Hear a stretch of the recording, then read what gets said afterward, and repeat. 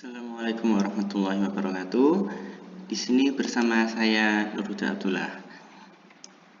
Untuk pembelajaran kali ini, kita akan mempelajari tentang momen inersia terutama pada partikel. Nah, untuk tujuan pembelajaran yang pertama, yaitu peserta didik mampu menguasai konsep momen inersia. Kemudian yang kedua, peserta didik mampu menganalisis momen inersia sistem partikel. Ini adalah tujuan pembelajaran. Kemudian untuk materi pembelajaran, yang pertama mengenai konsep momen inersia. Nah, momen inersia ini bisa diartikan sebagai ukuran kelembaban rotasi benda. Seperti yang telah didiskusikan pada materi sebelumnya, bahwa ada hubungan antara percepatan sudut dengan torsi. Nah, pertama-tama kita tinjau sebuah partikel bermasa M yang diikat pada tali bergerak melingkar dengan jari-jari R dengan mendapat gaya F seperti pada gambar berikut. Nah, jadi di sini ada benda bermasa M mendapat gaya F dengan jari-jari, lingkaran yang dibentuk adalah R. Nah, maka torsi yang dialami oleh benda adalah tau sama dengan Rf. Dengan menggunakan hukum kedua Newton dan relasi AT atau percepatan tangensial sama dengan R kali alfa, maka didapatkan F sama dengan M kali A sama dengan M R alfa. Kemudian dengan mengalihkan kedua ruas dengan R diperoleh Rf sama dengan R dikali MR alfa, sehingga Rf ini tadi adalah rumus torsi sama dengan MR kuadrat alfa.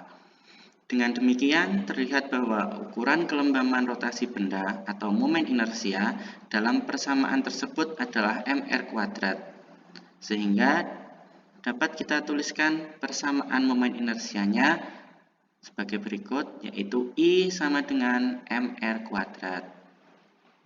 Namun, I sama dengan MR kuadrat ini diasumsikan untuk partikel tunggal yang melakukan gerak rotasi. Jika terdapat sistem atau beberapa partikel yang bergerak rotasi, maka persamaan momen inersia untuk sistem partikel adalah I sama dengan sigma MR kuadrat. Jadi sama dengan M1R1 kuadrat ditambah M2R2 kuadrat ditambah seterusnya sebanyak jumlah partikel tersebut.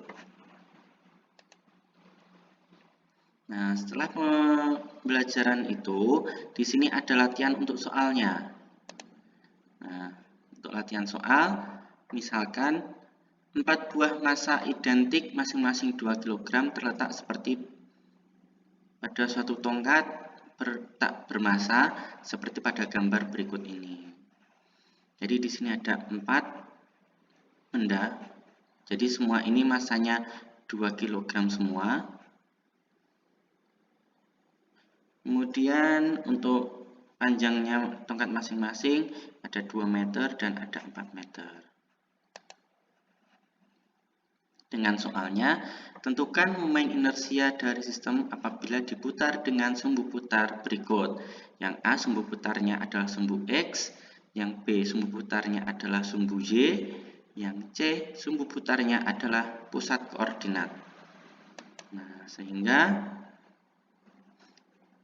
untuk yang A, ketika diputar dengan sumbu putar X, maka di sini nanti yang akan berputar itu adalah sumbu Y, karena X-nya tetap, dia yang berputar sebagai sumbunya. Jadi nanti momen inersianya itu hanya yang berada di sumbu Y, seperti berikut ini. Karena tadi yang ada di sumbu Y ini hanya M1 dan M3, maka kita bisa menghitung momen inersianya dengan I sama dengan M1R1 kuadrat ditambah M3R3 kuadrat. Jadi tadi 2 kali 2 kuadrat ditambah 2 kali 2 kuadrat, jadinya 8 tambah 8. Maka untuk pusat sumbu Y dari soal tersebut didapatkan I sama dengan 16 Kg M kuadrat. Sedangkan untuk yang B, kalau sumbu putarnya di sumbu Y, maka nanti yang akan berputar adalah partikel atau benda yang berada di sumbu X, yaitu M2 dan M4. Jadi di sini nanti momen inersianya I sama dengan M2R2 kuadrat ditambah M4R4 kuadrat. Nah, setelah dihitung didapatkan momen inersianya 64 kg meter persegi. Sedangkan untuk yang C, ketika sumbu putarnya adalah pusat koordinat. Nah, ketika di pusat koordinat ini berarti nanti yang sumbu X dan sumbu Y semuanya akan berputar. Jadi semua partikel di sumbu X dan Y akan berputar. Sehingga I sama dengan M1R1 kuadrat plus M3R3 kuadrat ini dari sumbu X. Ini dari sumbu Y. Dan M2R2 kuadrat plus 4R4 kuadrat ini yang ada di sumbu X. Sehingga didapatkan ketika diputar dengan sumbu pusat koordinat, momen inersi yang didapatkan adalah 80 kg meter persegi. Setelah contoh tersebut, di sini akan ada evaluasi. Jadi ada dua soal contoh latihan.